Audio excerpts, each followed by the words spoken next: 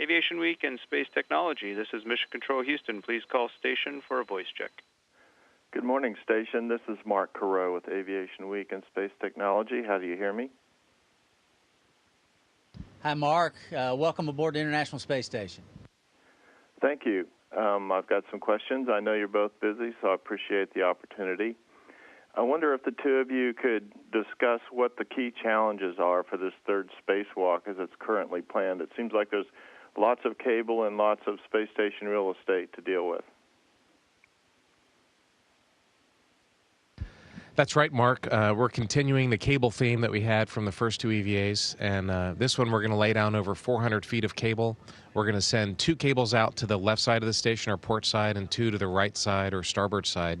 And these cables are going to attach to some antennas that are going to be used for the future American vehicles that are going to be docking, bringing crew to the space station starting in a few years. So we need to put these antennas and the cables there for them, and also some reflectors, so their onboard navigation systems that use lasers can see the reflectors, and that way the spaceship will know where the station is and what orientation it's in, and we'll be able to dock properly. So there's a lot of moving from one end to the other of the station, and a lot of equipment and hardware that we're going to be bringing out there. And Terry, I'd like to ask you if you and the experts on the ground are any closer to identifying the source of the water in your spacesuit helmet after the second spacewalk, and how concerned you might be about embarking on a third spacewalk in the same spacesuit. Well, you know, to be honest, I've been busy getting ready for the third spacewalk, and I know a lot of specialists. I've gotten some emails and talked to folks on the ground. They're very busy analyzing the data.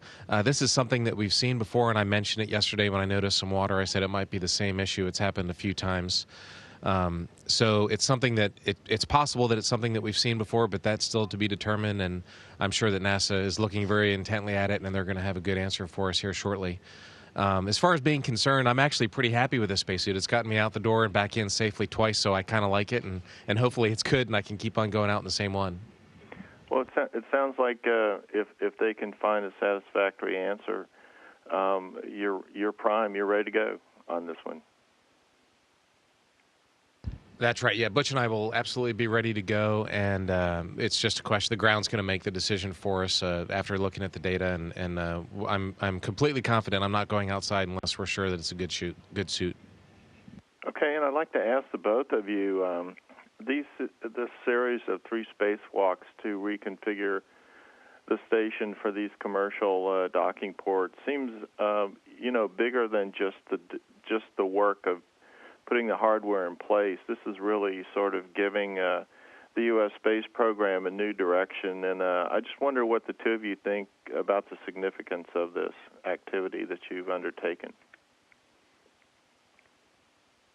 Oh, it's absolutely huge significance. It is changing our capabilities of the International Space Station. We're preparing for the future as we prepare for, as Terry said, for these U.S. vehicles to dock to the station. Right now, we've got the old shuttle docking adapters, and they're kind of big. Those kind of docking adapters are big and heavy, and these smaller vehicles, there's no reason to put that kind of weight on them. So the docking adapters are different.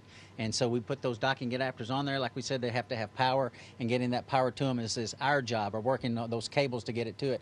And this is a huge effort. Yeah, we've spent some, 6.5 hours on 2 spacewalks outside, but it has been literally years of planning. Engineers, training teams, assessment teams, operational teams across our nation doing much in preparation for this. So this is a huge endeavor. You're absolutely right in that assessment.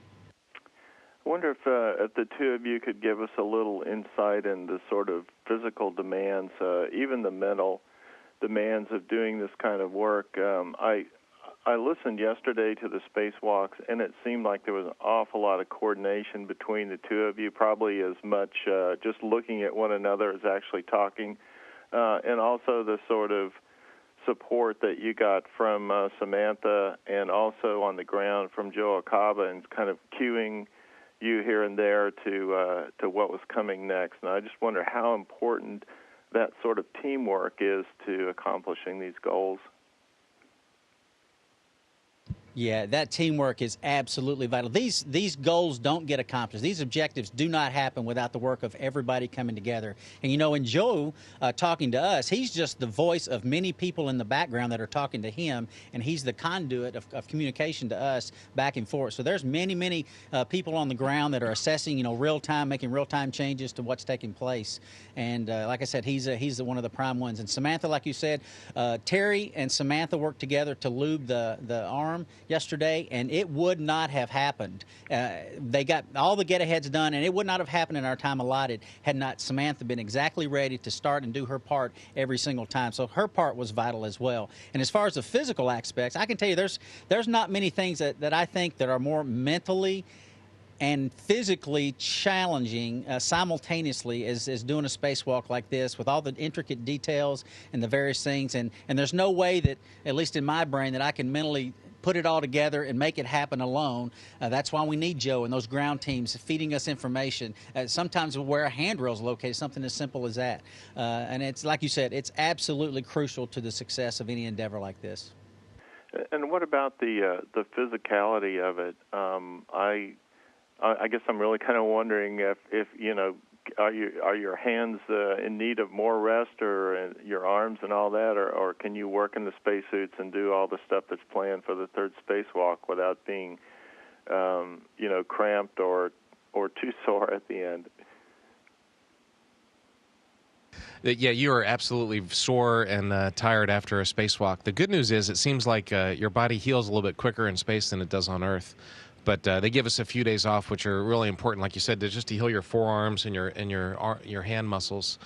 But you are tired. I've done a few marathons on Earth and half marathons, and a spacewalk is definitely takes a lot of energy out of you. We were talking to the doctors yesterday just about our heart rates, and it's amazing the heart rate level and the amount of physical work you do for the 6.5 hours we were outside, plus a couple hours beforehand in the suit and about an hour afterwards in the suit. So it's a lot of work. You're absolutely right about the physical aspect of a spacewalk.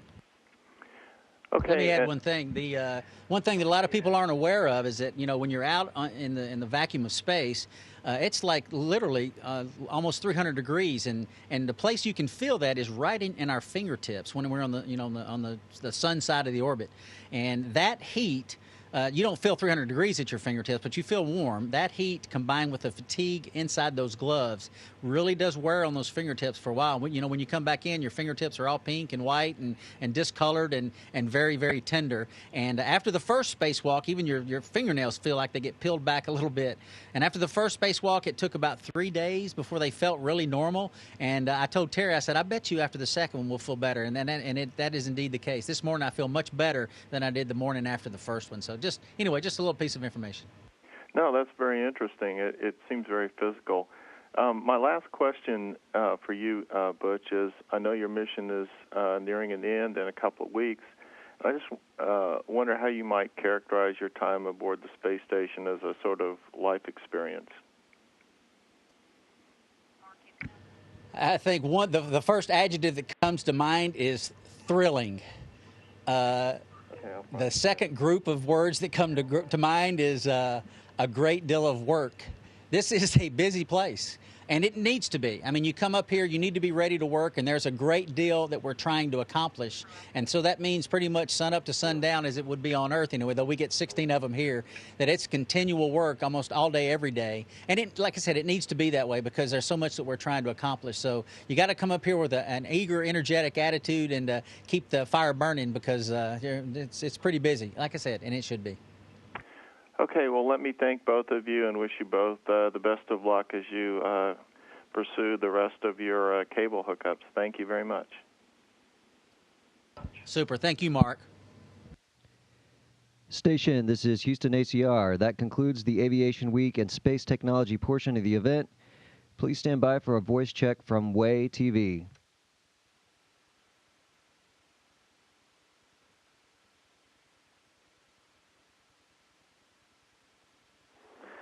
Station, this is WAAY-TV. How do you hear me?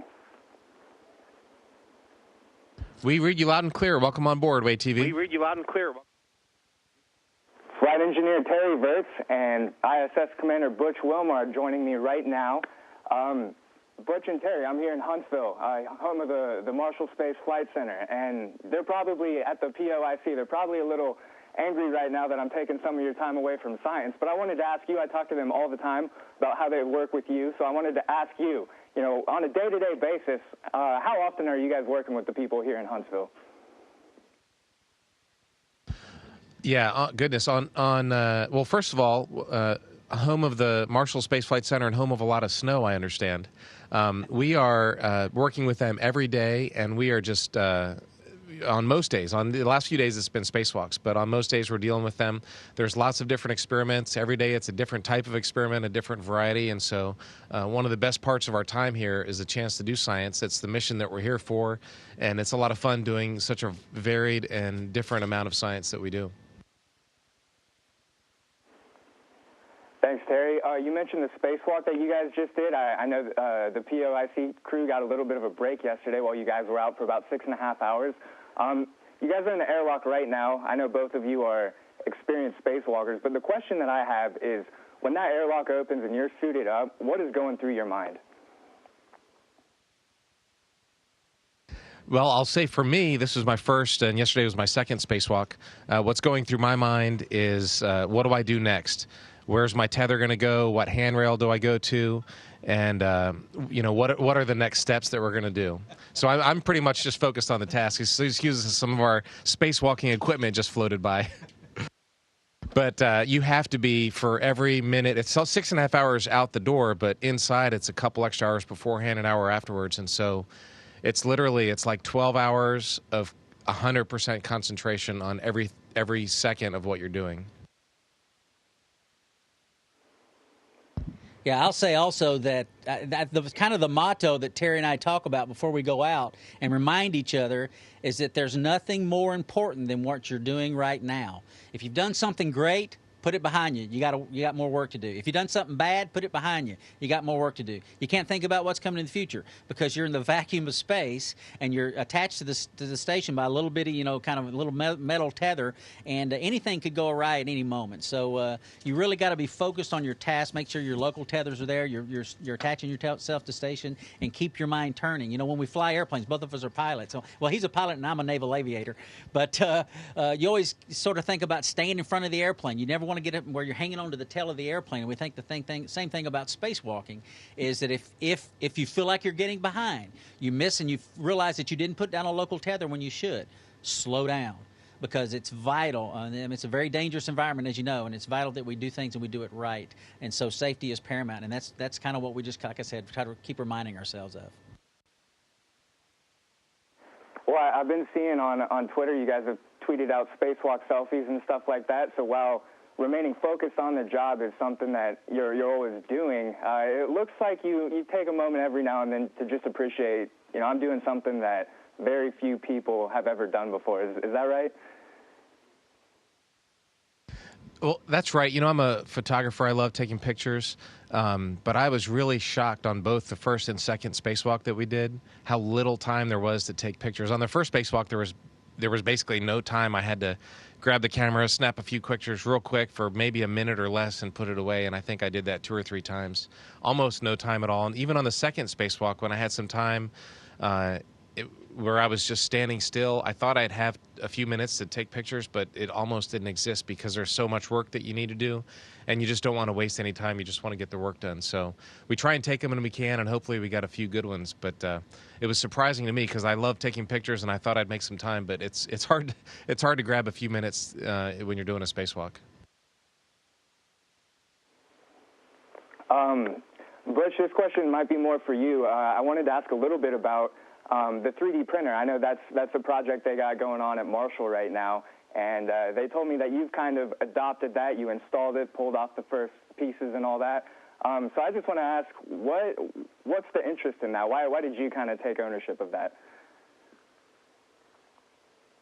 Well, you don't like just go out and say that's mine. I'll take that. Fortunately, I was very fortunate that it would just kind of fell in my lap. I was here at the time, kind of alone. I was between missions, and it was time to install it. So I sort of got to install it, and from there, I just kind of kept getting scheduled to work with it. And it's very intriguing. I mean, you think about the concept of needing a part for the space station you don't have on board, and being able literally to print it out in a printer and then go install it. Oh, I need this special tool. I don't have that tool on board. Okay, well let's print out that special tool and make it work. And we actually printed out a small wrench as well. So I mean, it's just fascinating technology. The possibilities are absolutely endless. We're in the baby steps right now of learning how to do this process. We're just using plastics right now in the zero-G environment, but the prospects are, like I said, are just out of this world, literally, about where this could take us.